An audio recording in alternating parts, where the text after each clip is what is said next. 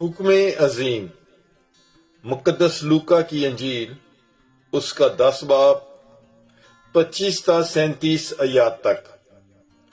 اور دیکھو ایک عالم فقہ اٹھا اور یہ کہہ کر اس کی آزمائش کی کہ اے استاد، میں کیا کروں کہ ہمیشہ کی زندگی کا وارث بنوں؟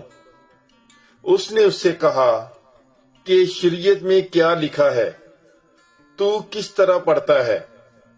اس نے جواب میں کہا، تو خداوند اپنے خدا کو اپنے سارے دل سے اور اپنی ساری جان سے اور اپنی ساری طاقت سے اور اپنی ساری عقل سے اور اپنے ہمسائے کو اپنی مانند پیار کر۔ اس نے اس سے کہا، تو نے ٹھیک جواب دیا، یہی کر تو جیے گا۔ مگر اس نے یہ چاہ کر کہ اپنے آپ کو راست باز ٹھہرائے، یسوع سے کہا کہ میرا ہمسایہ کون ہے؟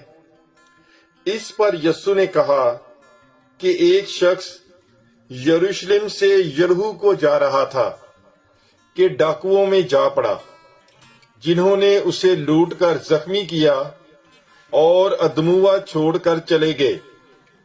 اتفاقاً ایک کاہن اس راہ سے گزرا اور اسے دیکھا اور کترا کر چلا گیا۔ اسی طرح ایک لاوی نے بھی اس جگہ آ کر اسے دیکھا اور کترا کر چلا گیا۔ پھر ایک سامری مسافر سفر کرتے کرتے وہاں آ نکلا اور اسے دیکھ کر ترس کھایا اور پاس جا کر اس کے زخموں کو تیل اور مے لگا کر باندھا اور اپنے جانور پر بٹھا کر سرائے میں لے گیا اور اس کی خبر گیری کی، اور دوسرے دن 2 دینار نکال کر بٹھیارے کو دیے اور کہا کہ اس کی خبر گیری کر، اور جو کچھ اس سے زیادہ خرچ ہوگا میں پھر آ کر تجھے ادا کروں گا۔ اب ان تینوں میں سے اس کا جو ڈاکوؤں میں جا پڑا تھا، تو کسے ہمسایہ سمجھتا ہے؟ اس نے کہا، اسے جس نے اس پر رحم کیا۔